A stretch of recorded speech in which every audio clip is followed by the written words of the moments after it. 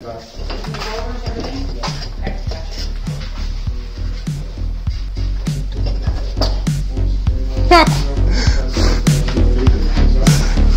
I got it too. That's an outtake right there.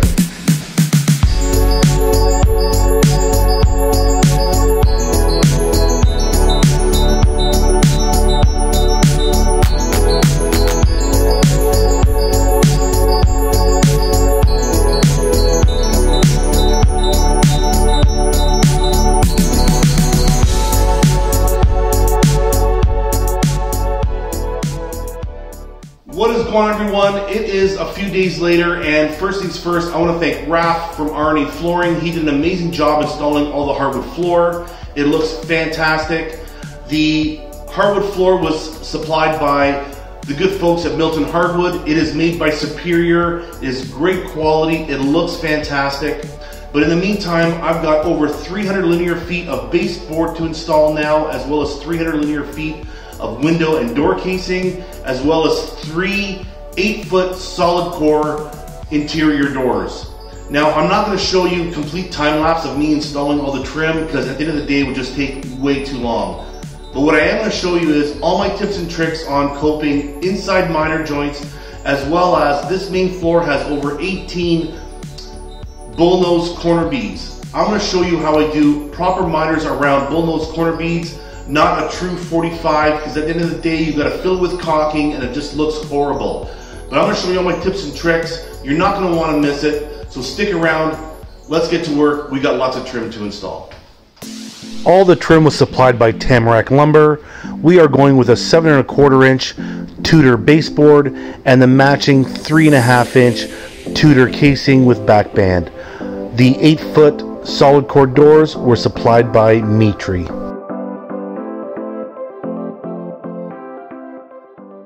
Everyone, so as I mentioned before, this main floor has about 18 bullnose corner bead.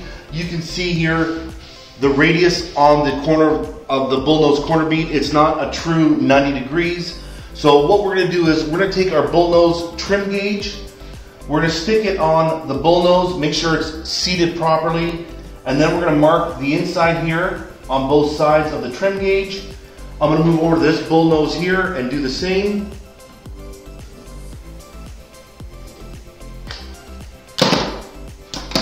Then I'm going to take my measuring tape and I'll be able to measure from the inside corner to the first mark here. And I have 12 5/8. I already know in between the two marks on the bullnose is 3/4. I'm going to measure from this inside mark to this inside mark, and that is 9 1/4. I know that the next piece is going to be 3/4 on the bullnose, and then from the outside mark to my next corner bead, I'll mark that later on. But I'm going to go ahead, start cutting out all my pieces. We're going to glue them together. I'm going to remeasure and remark near the floor, because being about 4 feet high, it's not going to be that accurate. But I'm going to go ahead, remark it near the floor, cut all the pieces, glue them together, and we're going to get the pieces installed. If you watched my ultimate DeWalt tool trailer tour, you'll know that I've been slowly switching all my corded tools to cordless. And this cordless compound miter saw is absolutely amazing. One other investment I've made is in a dust extractor. This thing is fantastic at keeping the dust down to a minimum.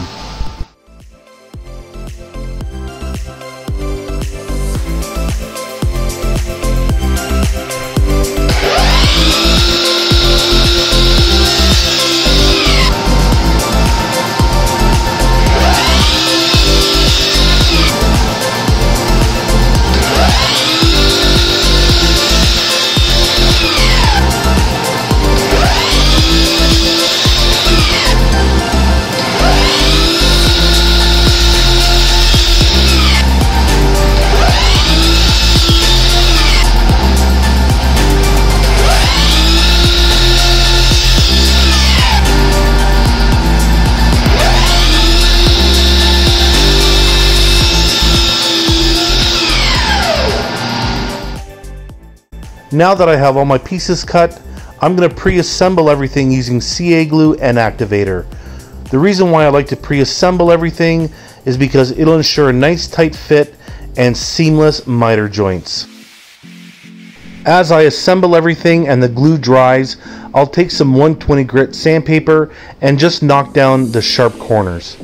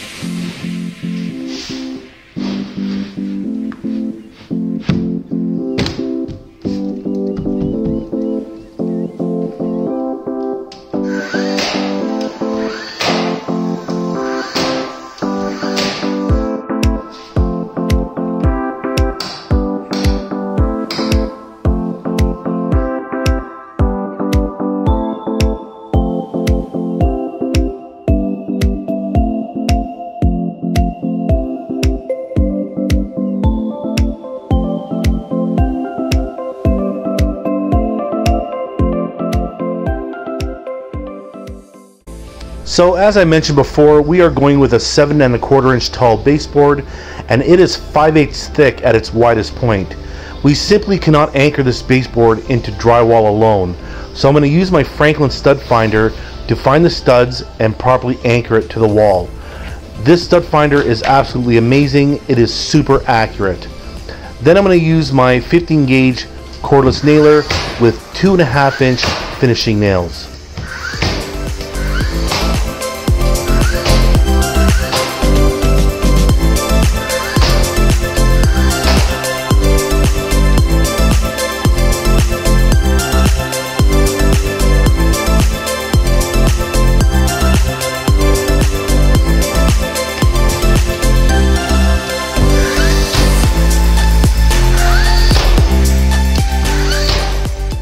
Alright, so moving on to an inside corner. We all know that inside corners are never a true 90 degrees. So you could cut your baseboard, each miter at 45, and wind up with a gap. So there goes to show you just how much out this corner is. Now you can spend the time to adjust your saw to 44 degrees to close the gap a little bit, but that's not always guaranteed. So what I like to do is I like to cope all my inside miters, especially with a large 7 1/4 inch baseboard like this. We want that miter to be seamless, no painter's caulking whatsoever. I'm going to show you how I cope all my inside corners. Let's go.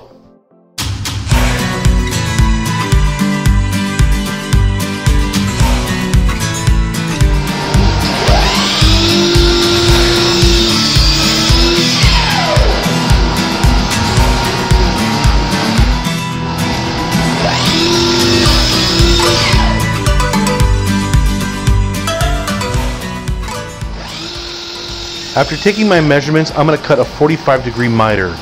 Then I'm going to back cut that miter with another 45-degree miter. Then I will remove the excess material with my oscillating tool. And then I will contour the profile with my die grinder using an 80 grit sanding disc.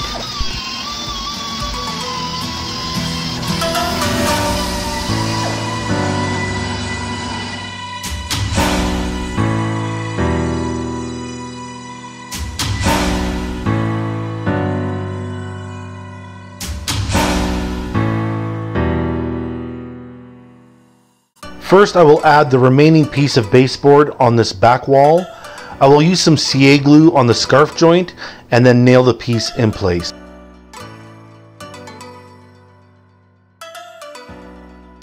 Then I will add my coped piece of baseboard on the opposite wall for a seamless inside miter.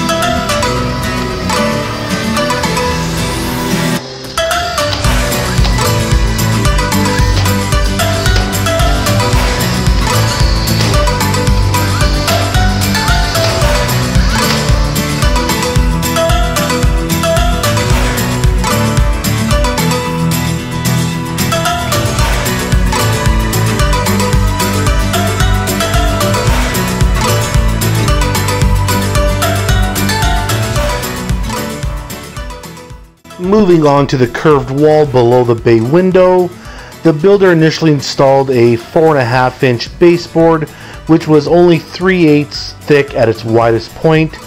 They installed one full piece because they were able to bend the piece to conform to the wall. Unfortunately, I will not be able to do that with a 7.25 inch 5/8 thick baseboard.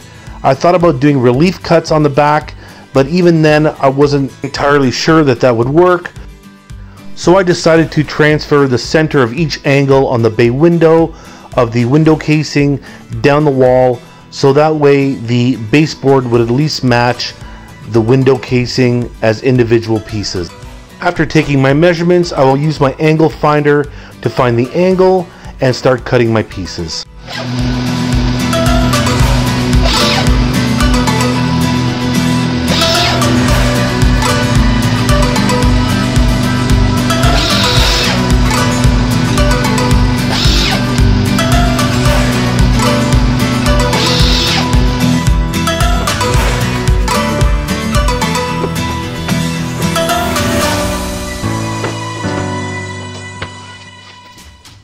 So after test fitting all the pieces, everything looks great and all the miters are seamless. I am now going to go ahead and glue all the miters and nail the pieces into place.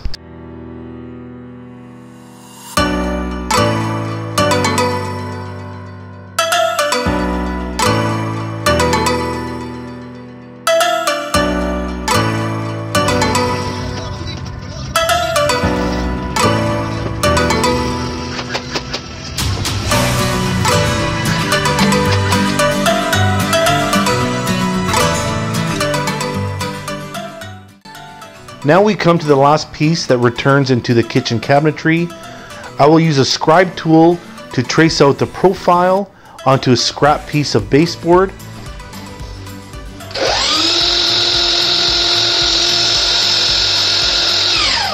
Then I will use my oscillating tool to cut out the profile.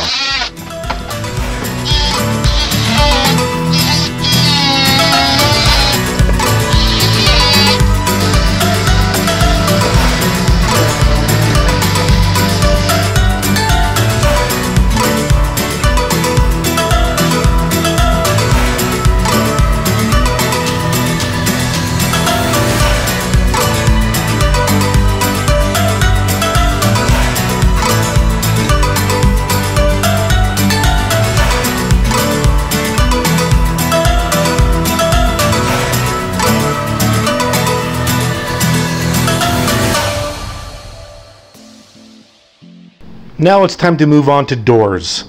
Unfortunately, these 8-foot doors are not pre-hung where they come with its own jamb. I have to make my own jamb, which is absolutely fine. I'm going to start off with the double doors for the coat closet. I've got a lot of measurements to take into consideration, so my calculations have to be bang on. I'm going to start off by marking my hinge location. We are going with 4 3.5 inch hinges per door.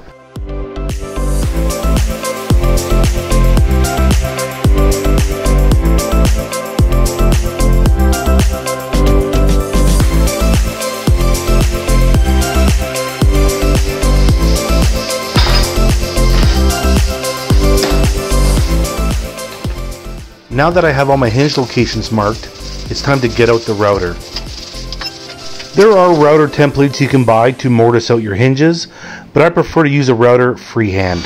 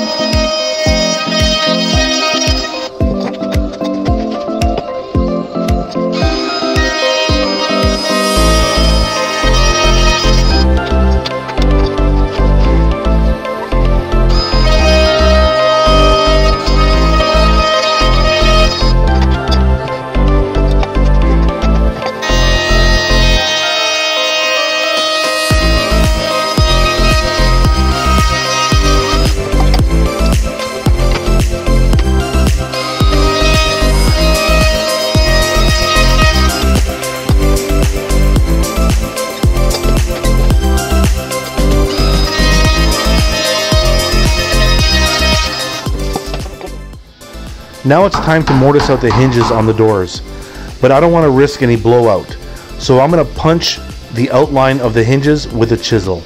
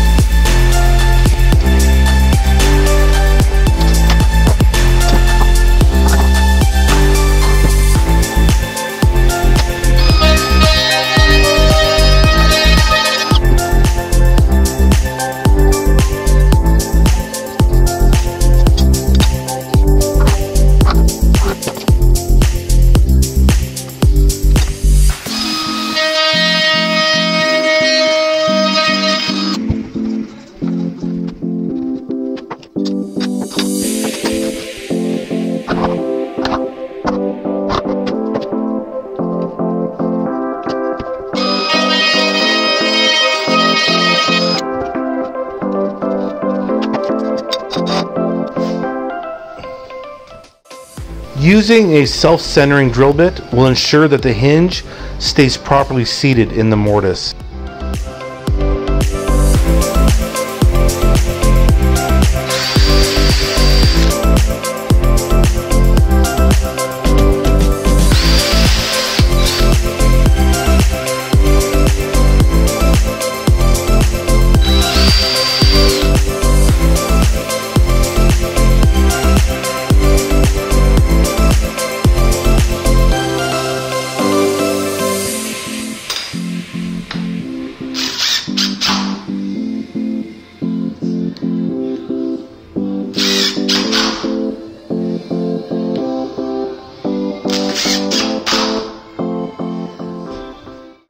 Now it's time to put the jamb together.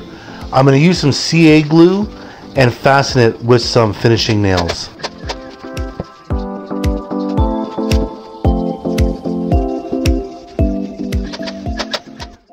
The jamb for the double doors is 4 foot by 8 foot, and it's difficult to maneuver without it falling apart.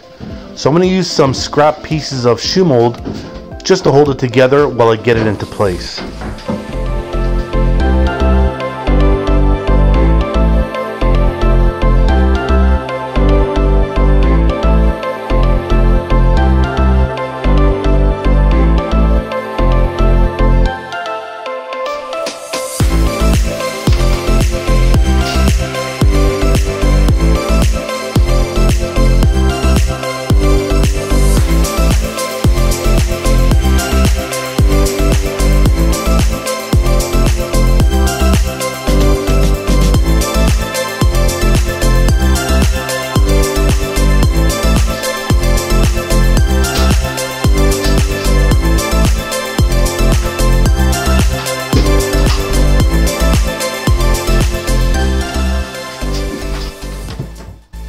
These 8-foot doors are pretty heavy and very difficult to lift and install on your own. That's why I use air shibs. It's basically an inflatable bag that looks like something your doctor would use to check your blood pressure. Simply place it on the floor underneath the door, step on the foot pump, and the inflatable bag will help lift the door into place.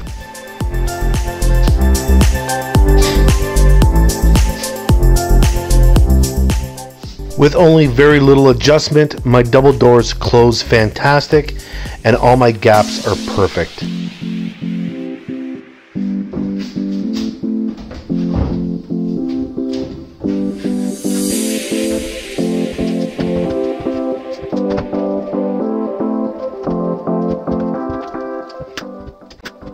I will now repeat the same process for the bathroom door. Install the jamb, make sure it's plumb, nail it into place, use shims where required, and then install the door.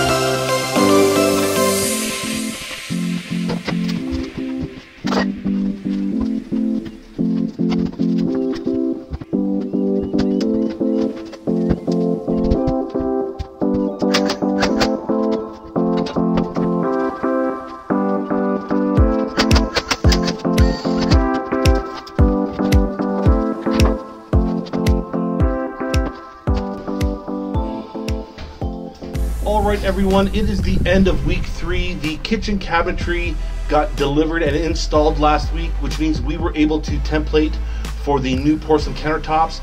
They should be ready in a few more days. In the meantime, it's time to get down to all the finishes.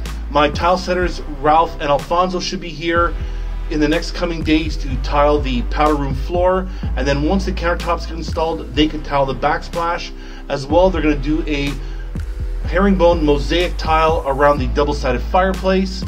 Then we got to get Raph from R&E Flooring to come in. He's going to refinish the staircase. As well, the crew from BC Painting is going to come in and repaint the entire main floor, all the trim, all the doors, all the walls. Vinny's going to come in and do all the final electrical in the kitchen, install all the pot lights and pendant lighting. We got a lot of work to do, so enough talk. Let's get to work.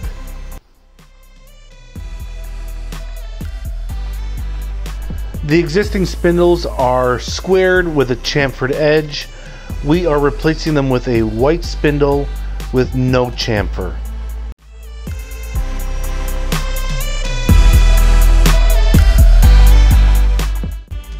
Initially, all the stair treads and handrail were supposed to be sanded down and restained to match the new engineered hardwood floor. But the hardwood floor that the client picked matched the stairs so well that we saw no reason to sand them down and restain them. So we're just going to paint the stringers and the risers white. Moving on to the powder room, I've already installed the uncoupling membrane on the floor. My client has supplied us with this beautiful marble mosaic tile.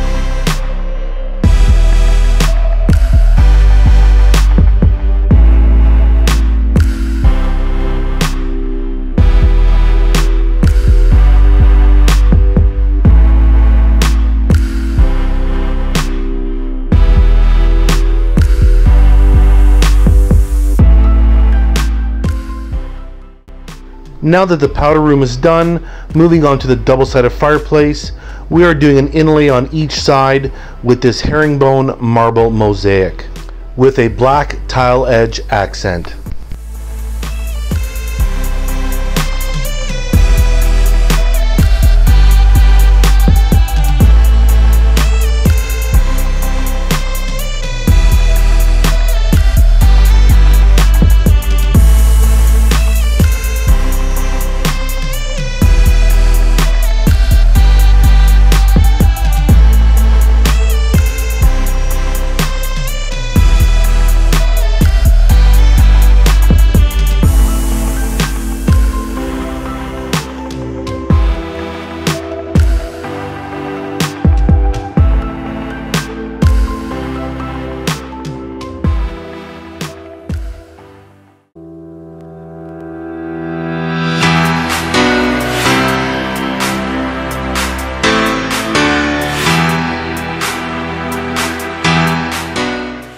After being templated over a week ago, Provincial Granite and Quartz is finally here with the new porcelain countertops supplied by COUNTERTOPS.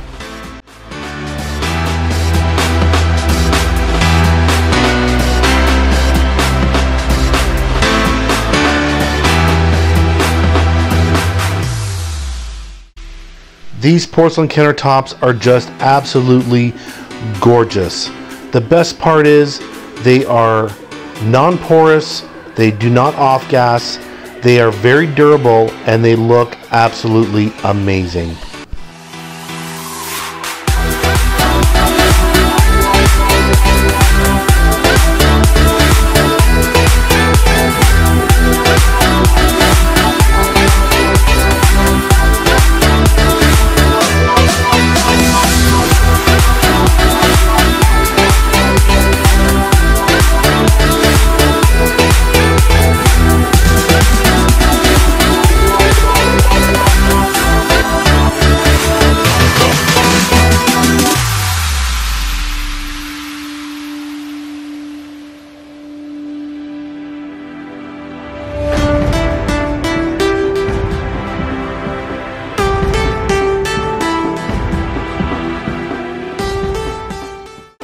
Now that the countertops are in, we can go ahead and start installing the backsplash, and we're going with everyone's favorite, the 2x6 white subway tile. Classic, will never go out of style, and looks fantastic.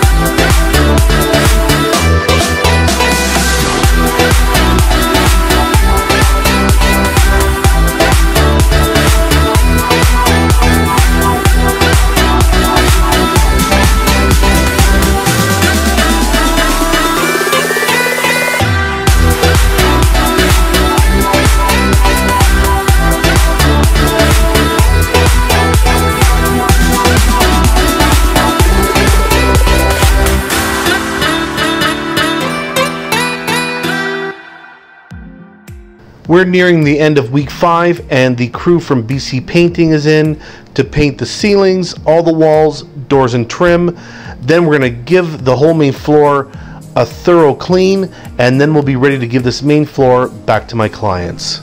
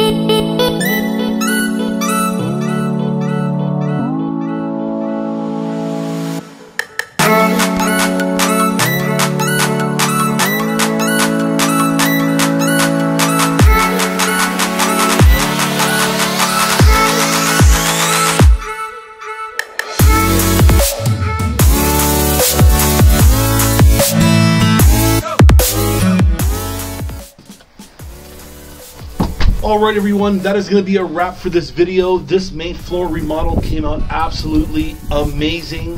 I am super happy with the final results. My clients are super happy. Completed in just about 5 weeks. I want to thank my new amazing clients, Emily and Kyle. It was a pleasure working for you guys. You guys were fantastic. But this project could not have been possible without my amazing trades and suppliers. I want to thank the crew from Demolition For You. They came in and did all the demo. They are super clean, super efficient. I want to thank the boys from Dunn Plumbing. They did all the rough plumbing for me. I want to thank Vinny, my electrician. He did all the electrical. I want to thank Raph from R&E Flooring. He came in and laid all the new engineered hardwood floor and refinished the stairs. I want to thank the crew from BC Painting. They painted the entire main floor. I want to thank the crew from Provincial, Granite, and Quartz. They came in and installed the porcelain countertops.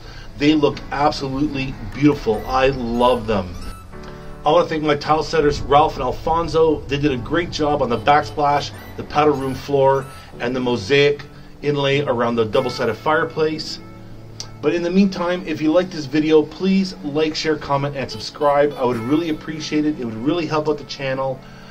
Don't forget to follow me on Instagram and Facebook. I want to thank all my clients and followers for the love and support.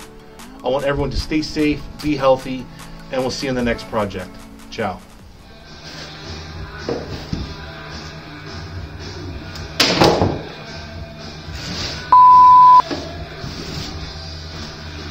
I was going to say, you're painting yourself into a corner there, Ralphie boy. That's what my little body is for. What do you do? Are you going to hover after? To contort. Are you going to hover? No, do you hover? Start back on these two studios.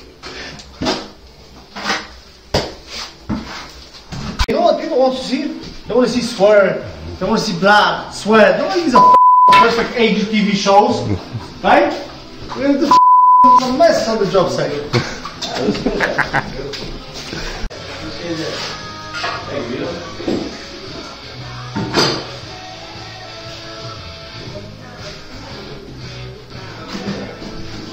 I get silicone all over me.